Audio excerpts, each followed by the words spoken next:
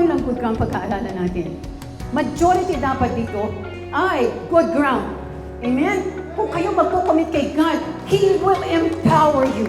Nandyan na ang supernatural power of the living God. It is already on the inside of you. Alam mo, gagawin mo lang, susunod ka. So itong mga taong nagkikinig, itong mga taong thirsty and so hungry for the Word of God, dahil gusto nilang mabago ang kanilang mga buhay, gusto nilang makuha lahat yung kayamanan na pinangako ni Jesus, ito ang mga makikita niyong aangat.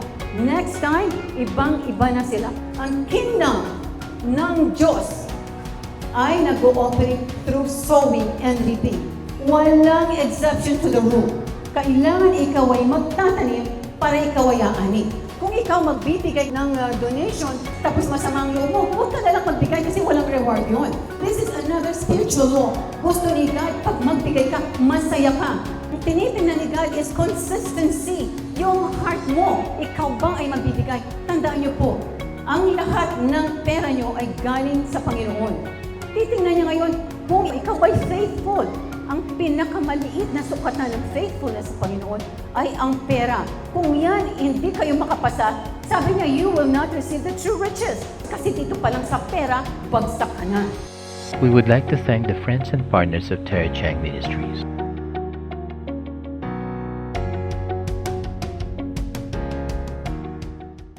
The kingdom of God operates through sowing and reaping. Ayan ang pinaka-importante. Ang kingdom ng Diyos ay nag-ooperate through sowing and reaping. Walang exception to the rule. Kailangan ikaw ay magtatanim para ikaw ay aani. Hindi ka pwedeng mag-ani na hindi mo tinanim. Unless, merciful si God, binigay niya yan sa iyo. But the kingdom operates through sowing and reaping. Papakita ko po sa inyo ngayon itong the law of sowing and reaping. Galatians 6:7, for whatever a man sows, that he shall also reap. Kung ano yung tinanim mo, yan ang anihin mo.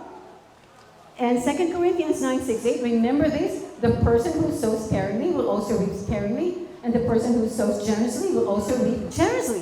Makikita nyo, yung mga mayayaman, mapagbigay yan. Yung mga mahihirap, hindi nagbibigay yan. Very, very simple. Kahit saan kayo magkita, yung mga mayayaman, tingnan nyo kung paano sila, ang buhay nila, sila ay mabigay. Kasi, spiritual law yan. Hindi nila pwedeng baguhin. It's constant. It is unchanging. Hindi nila an essential for life. Hindi nila mababago yan. Kung anong tinanim mo, ahanin mo. Each person should do as he has decided in his heart, not reluctantly or out of necessity, for God loves a cheerful giver. Kung ikaw magbibigay ka, for example, ng donation or ng love gift kay Pastor Francis, tapos masama ang loob mo, huwag ka na lang magbigay kasi walang reward yun. Hindi gusto ni God. This is another spiritual law. Gusto ni God, pag magbigay ka, masaya ka. Dahil yan ay sweet aroma to His nostrils. And God is able to make every grace overflow to you so that in every way, always having everything you need. Tingnan nyo, kapag kayo ay nagbigay, having everything you need, lahat ng pangangailangan mo. Ba't hindi ibig sabihin ito, nagbigay ka lang ng tithes and offerings today, at ikaw ay talagang yayaman na? Hindi. Ang tinitingnan ni God is consistency. Yung heart mo, ikaw ba ay magbibigay? Tandaan niyo po, ang lahat ng pera nyo ay galing sa Panginoon. Ang hinihingi lang niya is 10% at ito ay babalik mo sa Kanya. Titingnan niya ngayon kung ikaw ay totoo, ikaw ay faithful. Ang pinakamaliit na sukatan ng faithfulness sa Panginoon ay ang pera. Kung yan, hindi kayo makapasa, sabi niya, you will not receive the true riches. Hindi ka gagaling. Hindi ka magkakaroon ng magandang ministry. Hindi ka magkakaroon ng mga signs and wonders, kasi dito pa lang sa pera, bagsak ka na. Amen? So napaka-importante po, ito yung sowing and reaping. A good illustration is the natural law of sowing and reaping. Ayan, kung may mga drawing, kaya matutuwa kayo. Parable of the sower is the very foundation of all Jesus' teachings. Nung pong na-reveal sa akin ni Lord dito within 3 months, nakumita ng maraming milyon. And the key to understanding how the kingdom of God works. A parable is a simple story. So ang parable po is storya lang. So sinishare ito ni Jesus para maintindihan ng mga tao kasi mahirap ipaliwanag. Matthew 13:10 to 18. And the disciples came and said to Jesus, "Why do you speak to them in parables?" Bakit ka nakikipag-usap sa mga tao in parables? Ito, yan ang the same question natin dapat ngayon sa sarili nyo. Anong sabi dito ni Jesus? He answered and said to them, ito yung them as mga disciples niya, "Because it has been given to you to know the mysteries of the kingdom of heaven." Anong ibig sabihin ng mystery? Mystery, ito yung mystery, yan. A mystery is something that is difficult or impossible to understand or explain. So, ang kingdom ay misteryo. May misteryo dito. At sabi ni God, dahil ng mga disipulo niya, kasama niya araw-araw, nag-rema na sa kanila kung ano yung sikreto ng kingdom. Pero dito sa mga taong nagkumpul-kumpol sa harap ni Jesus ay hindi pa raw. At kayo ito ngayon. Hindi pa nare-reveal sa inyo yan. Kasi kung nare-reveal na yan sa inyo, talagang napaka-taas na. Napakayaman nyo na. Magaling lahat ng inyong mga katawan, walang mga sakit. At very prosperous kayo in all areas of your life. So in other words, hindi pa na-discover talaga yung mga mysteries na yan. Matthew 13, verse 14, "And in them the prophecy of Isaiah is fulfilled, which says, Hearing you will hear, and shall not understand, and seeing you will see, and not perceive." Ito, nakikita ko. May mga mata, nakatingin, pero baliwala sa kanila. Alam niyo, nakikita ko ngayon. May mga tao dito, nakikinig, pero hindi nila iniintindi. Kayo yung hindi aasenso. Kasi ito ang sinasabi ni God, kailangan makinig ka, you will hear, and you will understand. Tapos, kailangan makita mo, and then you will see and perceive. Kailangan ikaw ito. Kung hindi ikaw ito, wala. Sayang lang ang buhay mo dahil hindi ka aangat. Sabi niya dito, "But blessed are your eyes, for they see, and your ears, for they hear." So itong mga taong nakikinig, itong mga taong tumitingin, itong mga taong thirsty and so hungry for the Word of God, na gusto nilang mabago ang kanilang mga buhay, gusto nilang makuha lahat yung kayamanan na pinangako ni Jesus, gusto nilang makita yung healing, ito ang mga makikita yung aangat. Next time, ibang-iba na sila. Katulad ko, halos pulubi, naging mayaman. Di ba, mamamatay na lang, gumaling pa. Yan ikaw, kung ikaw ay makikinig at ikaw ay titingin. "For assuredly I say to you, that many prophets and righteous men desired to see what you see and did not see it, and to hear what you hear and did not hear it." So sabi niya, maraming propeta, maraming mga mababait na tao, mga righteous na mga tao, na gustong-gustong malaman ng mysteries, kaya lang hindi nila nalaman ng mysteries. Bakit? Kasi hindi sila tumitingin at hindi sila nakikinig. Hindi sila tumitingin, hindi nakikinig, so hindi nila ngayon naintindihan. So dahil hindi nila naintindihan, hanggang ganyan na lang ang kanilang buhay. Pero yung mga tao makikinig, yung mga taong titingin at maintindihan ito, yan ang maangat. Ibang klase na silang tao magmula ngayon. Amen. Sabi niya, "For whoever has, to him more will be given." Ayan. Kapag ikaw ay tumingin, nakinig, at naintindihan mo yung revelation na yan, sabi niya, kung ikaw ay meron, more will be given. Yayaman ka. Lahat ng kailangan mo ibibigay. And He will have abundance. Abundance, marami, overflowing. Hindi mo kayang ipunin o sahurin ng iyong mga lalagyan. But whoever does not have, kung ito, for example, mahirap na tao na nandito ngayon, mahirap siya, whoever does not have, even what he has, will be taken away from him. Makita mo? Pati yung ikaw, kung halimbawa mahirap ka, meron kang konting pera, pati yan mawawala sa iyo. Bakit? Nanakawin ni Satanas. Why?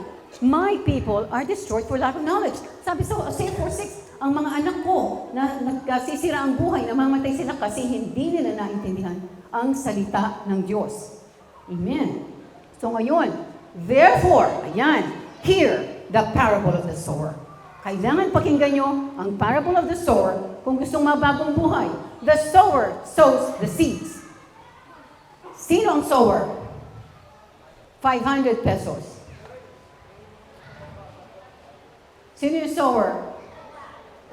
Hindi tayo yan, hindi tayong sower. Dito sa parable of the sower, hindi tayong sower. Sino? Si Jesus! Naka 500 ka! Naku! May 500 siya, si Jesus! Kailangan magre-register kayo kay Pastor. Si Jesus ang sower. Siya ang nagbigay ng seeds dito. Kasi dito tayo ang lupa. Amen. The 4 types of soil where the seed is planted. Okay? 4 na klaseng lupa kung saan tinatanim itong mga seeds na to. Ayan ang 4 na klase. At siguradong ikaw, nandito ka. Hindi mo lang alam kung saan dito. So ngayon malalaman mo kung saan ka. Merong the wayside, ibig sabihin daan. Konkreto to. So, hindi tutubo ang seed dito. The stony ground, maraming bato. Itong the thorny ground, maraming suksok. And the good ground. Okay? Ang good ground, dito tutubo ang seed. Tingnan natin. Dahil pinapaliwanag dito kung ano ang bawat isa. Mark 4, verses 1 to 20 and verse 3. Listen, behold, the sower went out to sow. Okay? Si Jesus, lumabas at ibinigay niya ang mga seeds na to. Ni-scatter niya yung mga seeds na to. Ayan, tingnan natin. Sowing on the wayside. Ayan, daan yan. So palagay niyo ba, ang seed, pag dito mo dumapo, ang seed ay tutubo at ito ay mag-grow? Hindi. 200 pesos. Kita nyo? Di kayo sumasagot eh. So, hindi tutubo kasi ito walang soil. Mark 4, verse 4, and it happened as he sowed that some seed fell by the wayside and the birds of the air came and devoured it. So, kinain ng mga ibon. So, in other words, hindi siya nag-harvest dahil ang seed ay hindi natanim, hindi man lang nag-grow. Tama? Nagka-harvest ba siya o hindi? Sowing on stony ground. Maraming bato. Ayan. Palagay niyo ba itong halaman na ito ay lalaki at ito ay magbubunga? Yun sa likod, yung sa likod. Palagay mo ba tutubo yan? Hindi siya lalaki. Tama, eventually mamamatay o maaring buhay pero hindi talaga siya magpo-prosper. So hindi ka mag-harvest kung ganito ang iyong lupa. Katiting ang lupa nito, kaya hindi yan magpo-prosper. Anong sinasabi? Sa verse 5, some fell on stony ground where it did not have much earth and immediately sprang up because it had no depth of earth. So, dito nangyari, nasa high school ako, nag-experiment kami ng mga munggo. Ito, maraming, nilagay namin sa garapon ng munggo. Dito, maraming lupa. Dito sa kabila, katiting ang lupa. Pero nalaking gulat ko na yung nandito sa garapon na konti ang lupa, biglang lumaki, umusbong. Samantalang ito, napakatagal tumubo. Sinong gustong magpaliwanag kung bakit? 500 pesos. Meron kang naumit na isa, yung pinaka-importante na umit, pero meron siyang 250. Pinaka-importante. Ano yung pinaka-importante yung bakit hindi lumaki? Bakit itong sa garapon na konti ang lupa, umusbong ng mabilis, tapos itong maraming lupa ay hindi lumabas-labas ang tagal-tagal bago tumubo? Bakit? Hindi nyo alam, Chris? Amen. So tama po yung kapatid ko. So kasi, ito walang lupa, so walang imuugat, hindi dadami. Kasi walang lupa. Napakakatiting kaya yan aakyat. Pero yung maraming lupa, mag-uugat yan na mag-uugat bago yan lalabas. So hindi natin nakikita yan, pero yan ang nangyayari sa lupa. But when the sun was up, it was scorched. And because it had no root, it withered away. Okay, sabi niya, when the sun was up, it was scorched. Bakit nasunog? Kasi walang ugat. Alam niyo, pinaka-importante dito sa natural law na to ay ang foundation. Parang foundation ng building, kapag maganda, pag konkreto, dadating ang baha, dadating ang bagyo, hindi guguho yan. Ganyan din ang puno. Pag talagang matibay ang kanyang roots, hindi yan basta-basta guguho. So napaka-importante. Thorny ground. Ano yung thorns? Ito yung thorns. Ayan, maraming suksok. Tutubo ba yan? Hindi, kasi pipigilin niya. Sabi niya, and some seed fell among thorns, and the thorns grew up and choked it, and it yielded no crop. So, dahil yung mga thorns nandito sa taas, pinipigil ang growth nito kahit merong lupa sa baba, hindi niya makuhang umakyat. Kaya ito ay mamamatay. Ito yung good ground. But other seed fell on good ground and yielded a crop that sprang up, increased, and produced some 30-fold, some 60, and some 100. So, dapat good ground. Ano ang good ground? Anong characteristics ng good ground? Ito po, papakita ko sa inyo. Ayan, inalis lahat, inararo ng farmer. Inalis niya yung mga lumang nakatanim, tinanggal ang mga bato, tinanggal ang mga weeds, tinanggal ang mga makakaistorbo sa kanyang tanim. Tama? Ano po ba sa spiritual ito? Sa spiritual, ano yung tatanggalin?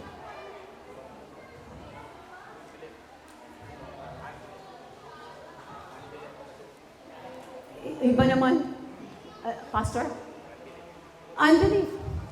Tatanggalin ang lahat ng mga kasabagan, lahat ng magsasabi sa iyong negative, tatanggalin niya yan. Lilinisin ang utak, lilinisin mo ang iyong kaisipan. So, anong gagawin? Lalagyan niya ng tubig. Ano yung tubig? Nagre-represent ng ano yung tubig? Pag nilagyan mo ng tubig, ang tanim, ano yun? Nagre-represent. Buhay. Buhay. Pero ano yun? Ano po yun? Ha? Sino nagsalita noon? Ay, si Pastor ulit. Word of God. Galing ni Pastor din. Okay. Yan. Word of God. Ay, pagkatapos, ayan. Sisiguraduhin niyang may tubig talaga. Araw-araw yan. Hindi pwedeng walang tubig. Hindi pwedeng walang tubig. Ganyan din sa Word of God. Hindi kayo pwedeng ngayon nagbasa ng Bible, ngayon nag-declare ng Word, ngayon nag-meditate, tapos bukas hindi. Tapos sa susunod na araw, okay na naman. Tapos sa susunod, hindi. Hindi. Mamumunga yan. Hindi yan mamumunga, hindi mag-harvest ng mabuti. Tapos ayan, kaya good ang harvest niya. Pagkatapos, ayan, nag-ani na sila, ayan ang palay. Napakarami. So tingnan po natin, anong explanation ni Jesus? And He said to them, he who has ears to hear, let him hear. Ito na naman po yung sinasabi ni Jesus, kailangan makikinig. And He said to them, do you not understand this parable? How then will you understand all other parables? So, in other words, kapag hindi nyo po naintindihan itong parable of the sower, hindi nyo maintindihan lahat ng teachings ni Jesus. Dahil ito yung pinaka-foundation. Sabi niya, Jesus explains the parable, the sower sows the word. Ito si Jesus, siya ang nag-sow. Siyang nagbigay sa iyo ng pera. Ang pera mo, pinagkakait mo yan, ayaw mong ibigay sa church ang 10%. Huwag ka na mag-expect ng blessings. Spiritual law yan. Hindi nyo pwedeng dadayain si Lord, nakikita niya lahat yan. Pero sabi niya, kung gusto mong umasenso ang buhay, every month, kung may nakikita ka, kahit ikaw matanda ka na, 80 years old, 90 years old, pag nakatanggap ka ng regalo sa anak mo, 10% ilalagay yan sa church. Kasi nakikita ni Lord yan, spiritual law. Actually, kahit hindi niya nakikita yan, law na yan. Merong consequences ang lumalabag niyan. Sowing on the wayside, anong sabi niya dito? And these are the ones by the wayside where the word is sown. And when they hear, Satan comes immediately and take away the word that was sown in their hearts. So nakita nyo, anong ginagawa ni Satan? Ngayon, marami sa inyo na nakawin lang ni Satan ang pag-aralan nyo ngayon. At next year, ganyan pa rin ang buhay nyo. Kung ahayaan nyo si Satan na nakawin. For example, sinabi na ni God, pag-aaralan nyo itong parable of the sower at kayo ay hindi kumilos, next year babalik kayo dito, ganyan pa rin ang buhay nyo. Hindi magbabago. Pero pag in-apply nyo to, sigurado aangat kayo at yan makikita ng lahat. Sowing on stony ground. Ayan. These likewise are the ones sown on stony ground who, when they hear the word, immediately receive it with gladness. Katulad marami sa inyo, ang ganda, gagawin ko na yan, gagawin ko na yan. Sabi siguro ng iba, gusto kong yumaman, gusto kong gumaling, gagawin ko lahat ang tinuro dyan. But, anong sabi nito?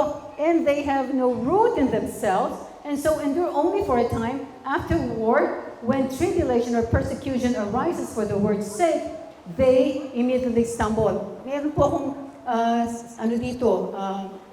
parang example. Ako'y nagtuturo sa mga, kumbaga mayayaman na tao sa Hong Kong. Kasi doon po ako nakatira, based ako sa Hong Kong. Tapos ito yung mga asawa ng mga governors, asawa ng mga parang senators, mga ganyan matataas. So ngayon, yung isa dito sa mga taong ito ay lumapit sa akin. Kasi ang tinuturo ko kung paano mag-prosper sa kingdom. Although sila prosperous na, ang dami-dami nilang problema. Kaliwat kanan ng problema nila. Pero sabi niya, pero itong taong ito ay hindi mayaman. Siya ay mahirap, sabi niya, nagkabaon-baon sila sa utang mag-asawa. Tapos sabi niya, so, Pastor Terry, ang gagawin ko pala, i-apply ko yung tithe and offering. So, ituturo ko yan sa asawa ko. Sabi ko, walang exception to the rule. Kasi pag ginawa mo yan at nakita ni Lord ang faithfulness mo, hindi yung isang buwan lang o dalawang, every month yan. Hindi mo pwedeng dayain si God na nakikita yan. Law na yan. Hindi na nakikita ni God yan. Binitawan lang niya yung salita. Yung salita niya ngayon ang umaasikaso niyan. Hindi na si God. Hindi niya ikaw binabantayan. Hindi kanya tinitingnan. Salita na niya. May violation ka, so may consequence yan. Hindi mo makukuha yung pangako niya. So anyway, itong babaeng ito, sabihin natin pangalan niya si Mary, sinabi niya sa asawa niya, hoy, alam mo Edward, kailangan pala mag-tithes and offerings tayo. Kasi yun ang tinuro sa amin ng aming pastora.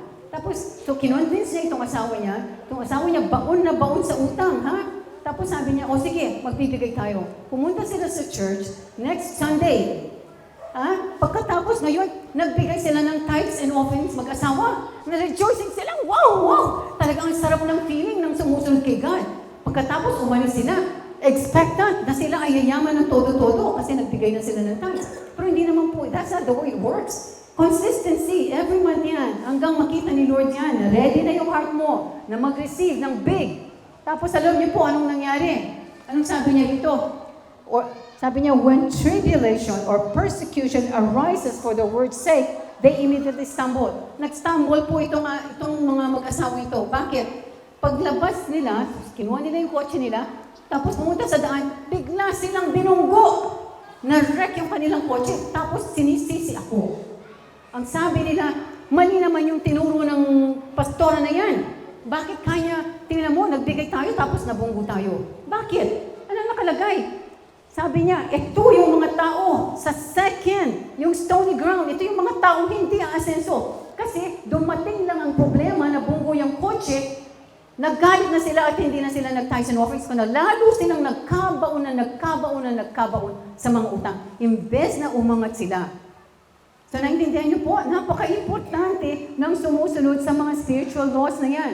Sowing on thorny ground. Ayan. Now these are the ones sown among thorns. They are the ones who hear the word, and the cares of this world, the deceitfulness of riches, and the desires for other things, enter in, choke the word, and it becomes unfruitful. So, meron dito sa mga taong ito, sabi, naku, talagang gagawin ko yung tinuro ni Pastor Terry. Talagang ako'y yayaman na. Next year, makikita nila talaga. Ako'y nakaangat na dito. Kitang-kita nila. Ako, isa sa pinaka-asenso dito. Merong nagsasabing ganyan sa inyo. May mga pastors dito, makikita talaga nila. Gagawin ko talaga ito. Araw-araw talaga, magsosaw ako ng word para ako ay mag-harvest. At hindi ako tatamalin. Hindi ko unahin ang ministry. Ang unahin ko, ang relationship ko with the Lord. Tapos unahin ko susunod ang aking family and then yung ministry. But dito, sa sinasabi rito, hindi ko kakaligtaan ang aking responsibilidad na dapat ideklara ko ang salita ng Diyos, dapat i-meditate ko yung salita ng Diyos, dapat ako magpipray, dapat magpipraise and worship. Yan ang gagawin ko at siguradong aangat ako. Sabi ng mga iba, ginagawa ko na ito. No, di ako naniniwalang ginagawa nyo to from the heart. Kasi kung ginagawa nyo yan, hindi si Lord ang may kasalanan. Kayo, kung bakit nandyan pa kayo sa estado yan, because of you. Hindi pa nyo nare-renew ang mind nyo to the full. Kaya hindi nyo nakikita itong fruit na ito. Sabi niya ganun, the cares of this world. Ito ang nanggugulo dito sa mga tao ito. Ang cares, ano yung cares? Yung kanilang gusto, yung kanilang pinagkakaabalahan. For example, ministry, family, yan ang nangunguna. So by the time na matutulog sila, pagod na pagod, hindi man lang sila magdadasal. O pagkagising nila, trabaho na kaagad, ministry na kaagad, o whatever, hindi muna sila magpipray sa Panginoon. So yung cares, ang importante sa kanila, pamilya nila o trabaho nila, the deceitfulness of riches. Yan ay kayamanan. Gusto nila yung mama, yung mga gustong yung mama.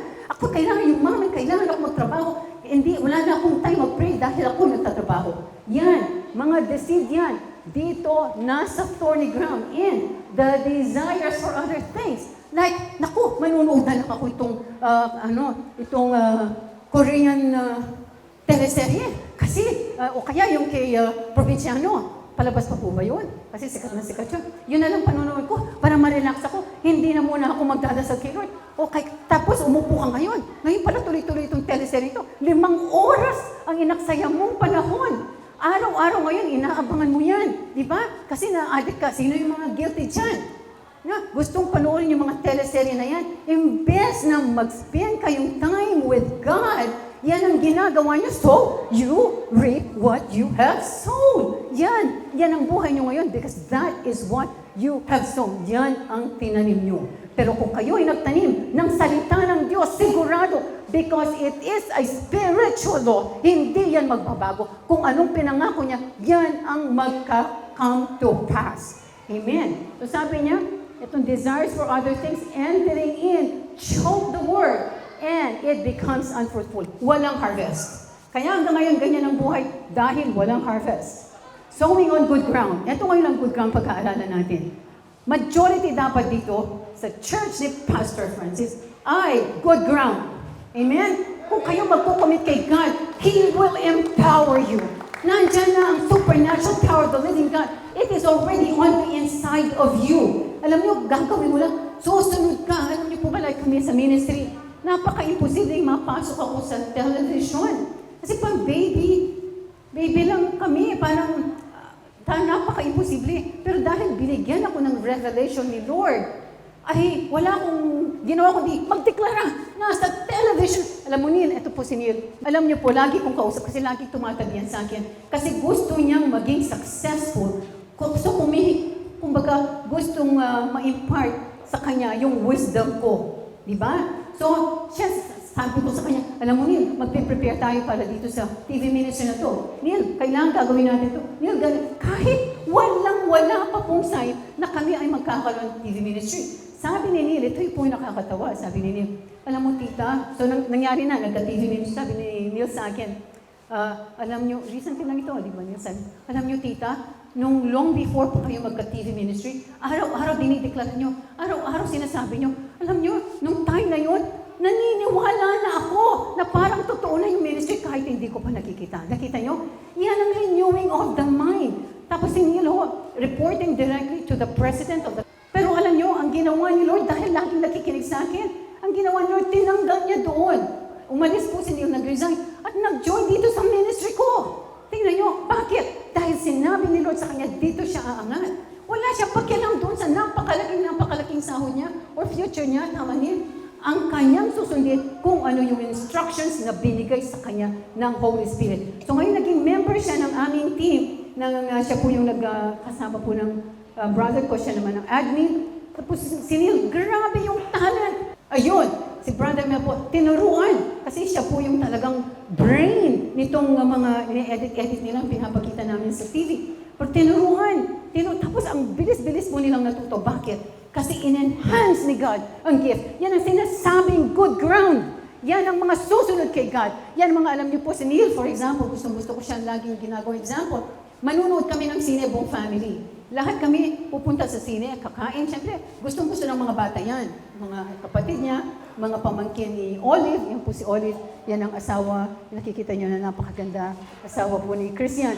So, yan po ay aming partner dito sa aming ministry. Tapos po, manunood kami. At tapos biglang nagsabi, kami paalis na lahat o nasa on the way na kami. Sabi ni Neil, tumawag po siya, tita, hindi po ako sasama. Sabi ko, hindi ka sasama manood ng sine? Hindi po tita, bakit? Gusto ko pong maiwan dito sa bahay kasi magde-devotion ako sa Panginoon.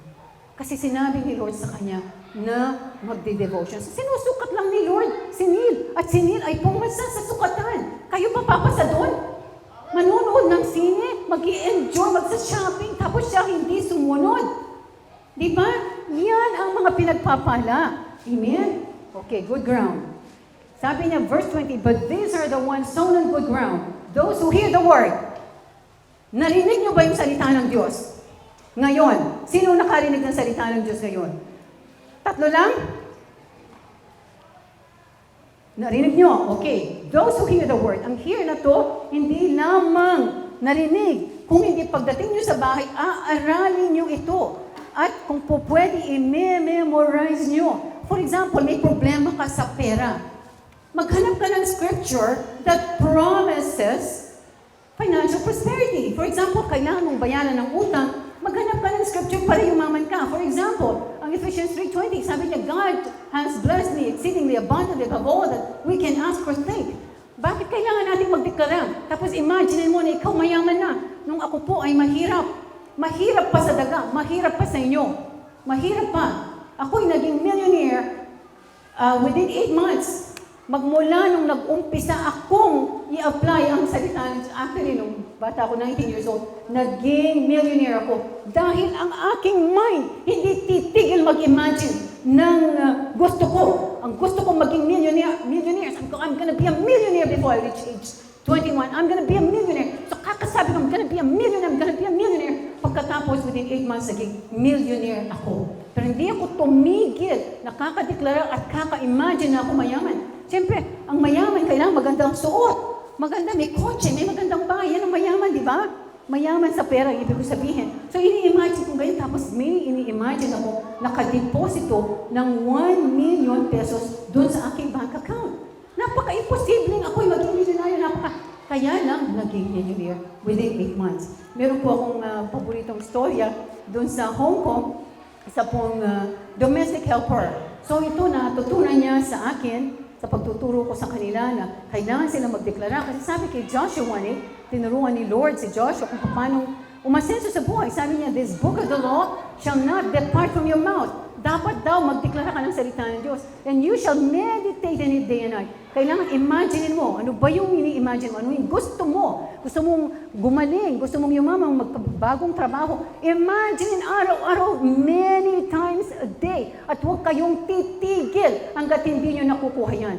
Pagkatapos sabi niya kay Joshua, dahil kaka-meditate mo, then you will observe to do according to what is written there. Yun ang ibig sabihin. Ikaw ay mag-obey. Ikaw ay empower ko para mag-obey sa akin, sabi ng Holy Spirit sa kanya. And then sabi niya, you will make your way prosperous. Hindi si God. God will not make you prosperous. You will make your way prosperous. Binigyan na niya sa atin ang prosperity. Nasa atin na. The kingdom of God is within us. God has already blessed us with all spiritual blessings in the heavenly places. So ikaw ang may responsibility niyan. Walang iba.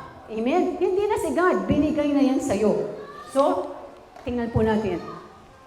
And, yung palang kwento ko, nakalimutan ko. So, ito pong babaeng ito, itong sabihin natin ang pangalan niya ay Lorna.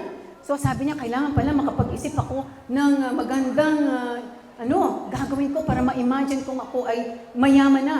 So, nag-imagine po siya na siya ay may 200,000 Hong Kong dollars. Yun po ay equivalent to 1.6 million pesos. Tingnan nyo domestic helper sa Hong Kong, pero nag-i-imagine siya na magkakaroon siya ng 1.6 million pesos.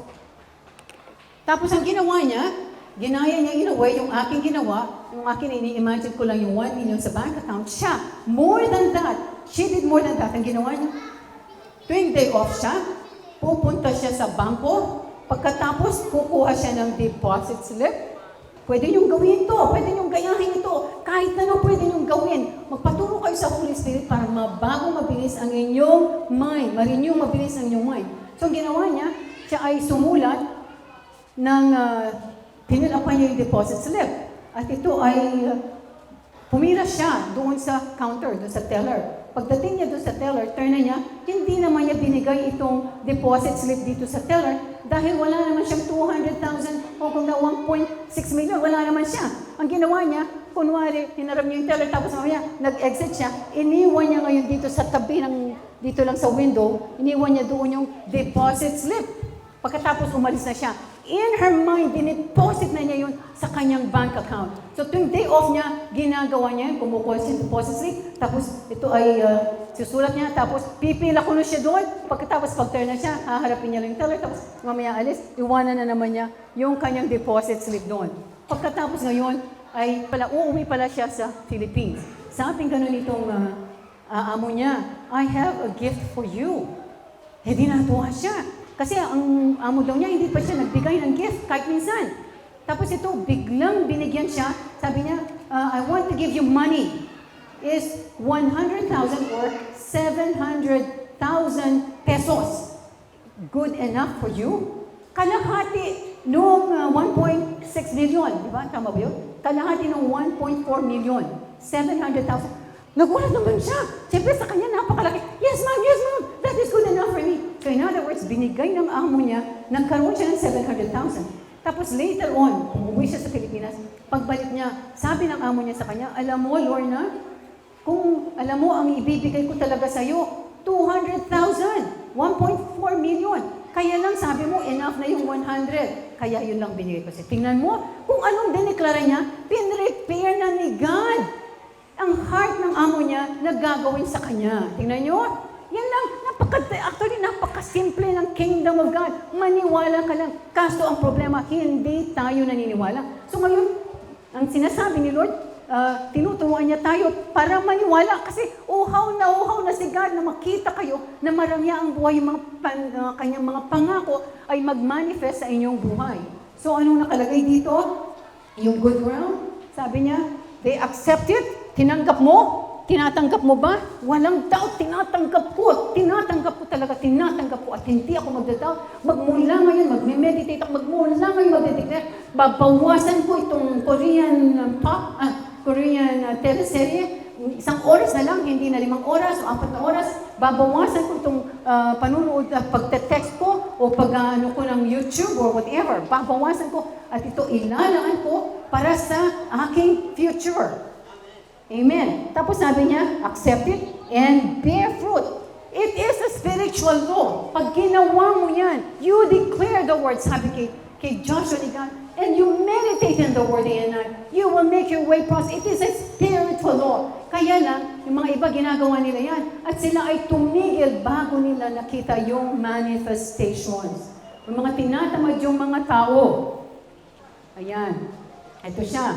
Yan ang good, nag-aararo, nagtutubig, inaalagaan. Ito ang lalagyan ng fertilizer. Itong fertilizer nito symbolizes yung relationship natin sa Panginoon para ma-enrich, para magbungang mabilis, talagang mataba yung mga tanim natin. Kailangan tayo pupunta sa secret place. Doon tayo maglalagi. Doon sa secret place. Sabi ni God sa atin, sabi niya na when you pray, go into your room and you shut the door. And then you pray to your Father who is in the secret place. Ibig sabihin, pag ikaw ay pumasok ka sa kwarto at tumawag ka kay God, this becomes your secret place. And sabi niya, and your Father who is in the secret place will reward you openly. So may reward.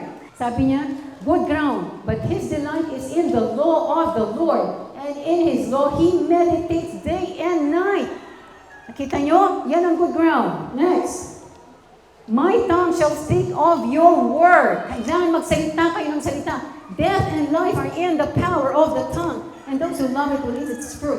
Sabi, ang buhay at kapangyarihan ay ang buhay at kamatayan, nasa kapangyarihan ng dila. Amen. So kung gusto mong life, bibigkasin mo ang Word of God. Kung gusto mong mamatay, sabihin mo, I'm sick. I will never get well. Mabilis ka pa sa alas 4 magkaka-cancer dahil yung binigkas mong salita na yan ang mag-empower kay Satan para atakihin ka. Satan does not have power over you. Wala siyang power over you. Ang power lang ni Satan ay yung power na binibigay mo sa kanya sa pamamagitan ng iyong kasalanan o mga dinideklarang mga mali o mga words of death. My tongue shall speak, for he who would love life and see good days, let him refrain his tongue from evil and his lips from speaking guile. Okay, ayan, tanim, isang seed lang. Yan, kung ngayon gagawin mo na yan, magtatanim ka na ng salita ng Diyos. Ayan ang mangyayari. Magkakaroon ng, lalaki na yung papaya, magkakaroon ng bulaklak, tapos magkakaroon ng bunga, pagkatapos hihinog ang bunga, pagkatapos pwede mo na ngayon i-harvest at napakaraming buto na pwede mong itanim. Ganyan ang plano ng Panginoon sa atin. This is the law of sowing and reaping. I will close with this. For he who sows to his, sabi niya, for he who sows to his flesh will of the flesh reap corruption.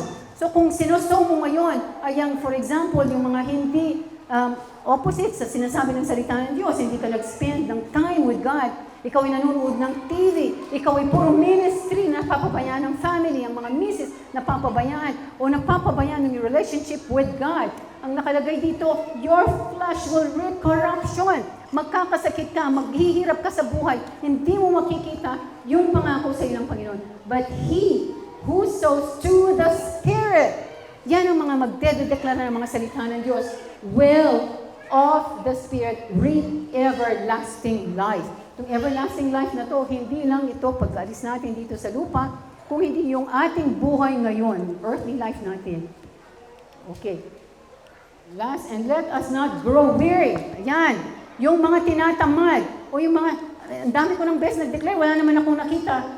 And let us not grow weary while doing good, for in due season we shall reap if we do not lose heart.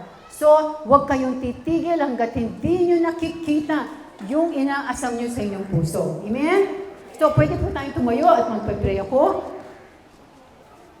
Okay. O, sarado po natin ang ating mga mata. Itaas natin ang mga kamay.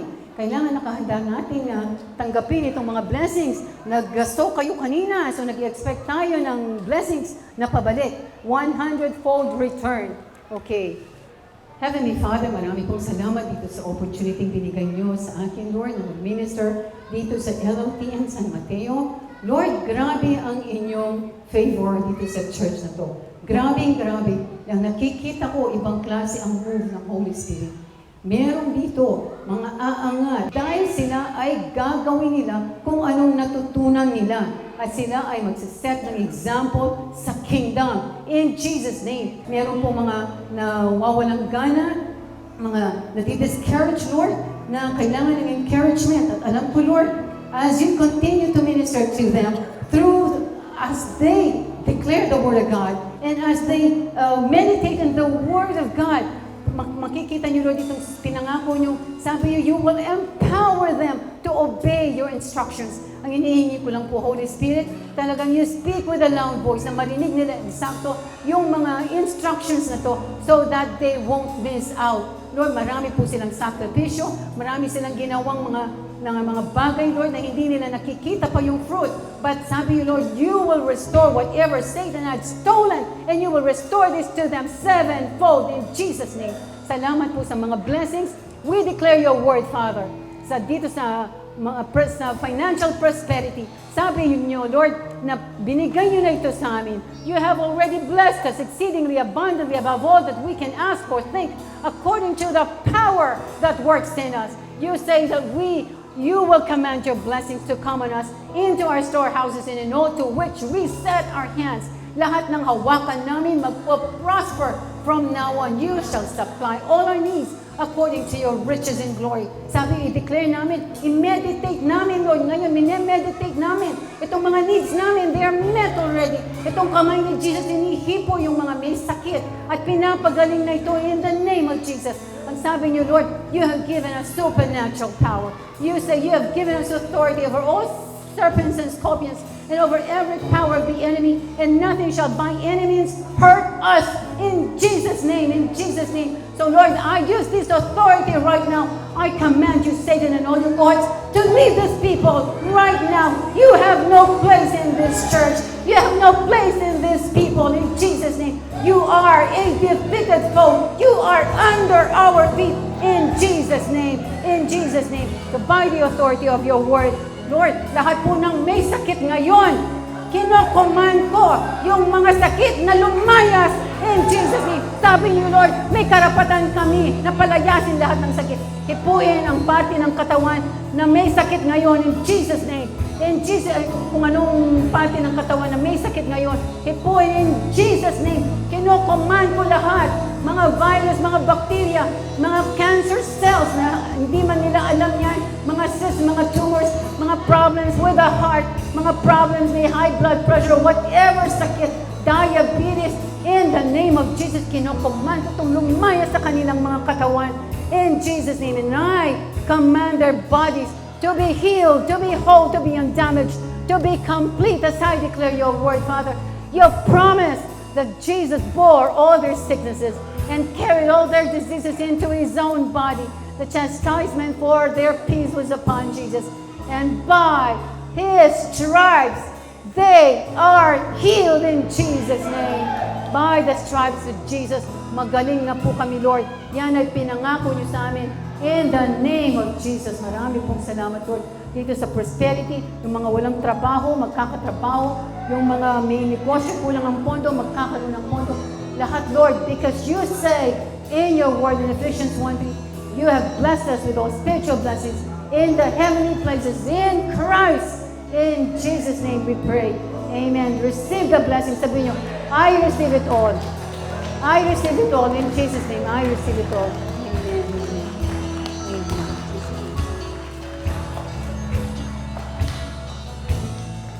Hi, si Pastora Terry Cheng po ito. Nawa po ay na-bless kayo sa mensahe ng Panginoon para sa araw na ito dito sa aming programang Living the Blessing ng Terry Cheng Ministries. Ang sabi po sa John 8:32, you shall know the truth, and the truth shall set you free. Ano po bang ibig sabihin nito? Ibig sabihin nito ay ang salita ng Diyos ay ang tanging makakapagbigay sa atin ng kalayaan. Kalayaan saan? Kalayaan sa lahat ng ating mga problema, kalayaan sa lahat ng ating mga paghihirap, at kalayaan sa lahat ng ating mga karamdaman. I can very well boldly say this to you because I experienced it myself. Alam niyo po, bago ako na-born again, hiwalay kami ng asawa ko. Ako po ay baon na baon sa utang, as in milyon-milyon. At ako po ay nakaranas ng isang matinding karamdaman, cancer of the ovary. Wala na pong essence ang aking buhay. I was suicidal. Pero nung tinanggap ko si Jesus as my Lord and Savior, He transformed my life completely. Ni-restore po niya ang aking marriage.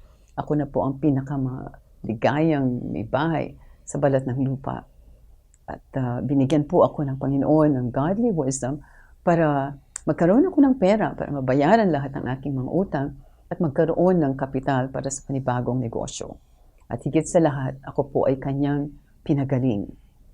Walang surgery, walang chemotherapy, walang radiation, walang medication.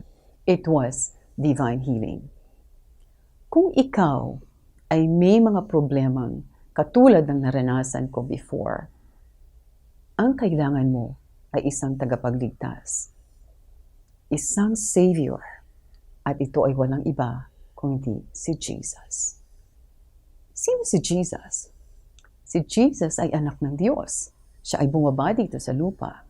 Siya ay nagkatawang tao, naghirap at namatay sa krus. At siya ay nabuhay muli para maisalba ka sa lahat ng iyong mga kasalanan at sa iyong kaparusahan.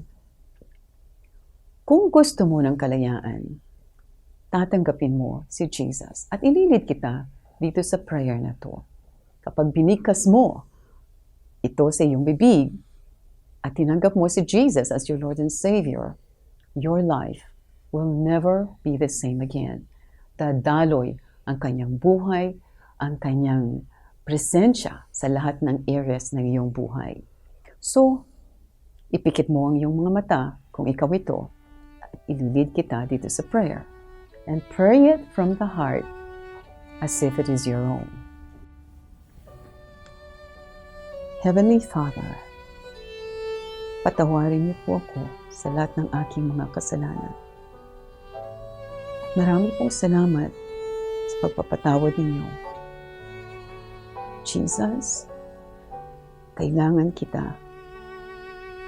come into my life and be my Lord and Savior. Holy Spirit, change me, mold me, transform me into that person that you designed and created to be. Amen. Ayan, born-again Christian ka na. Congratulations! Alam mo, kung patuloy kang manunood at makikinig araw-araw dito sa aming programang Living the Blessing ng Terry Chang Ministries, nakakasigurado akong mararanasan mo lahat ang mga pagpapalang nakasaad sa salita ng Diyos. Tandaan niyo po, mahal ko kayo at mahal kayo ng Panginoon. God bless you.